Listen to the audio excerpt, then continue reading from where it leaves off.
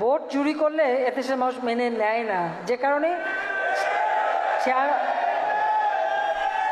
96 সালে 15 ফেব্রুয়ারি নির্বাচন খালেদা জিয়া করেছিল সত্য, ক্ষমতায় থাকতে পারেনি।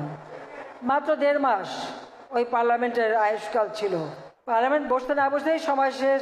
30শে মার্চ খালেদা জিয়া জনগণের রুদ্র রোষে পদত্যাগে বাধ্য হয়েছিল।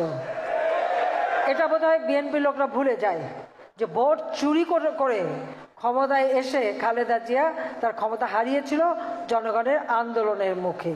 এবং বাংলাদেশের ইলেকশন 75 সালের পর থেকে যে কটা ইলেকশন হয়েছে তার মধ্যে যদি কোনো সুষ্ঠু অবাধ নিরপেক্ষ নির্বাচন হয়ে থাকে তো সেটা 7ই জানুয়ারি 2024 সালের নির্বাচনই হয়েছিল।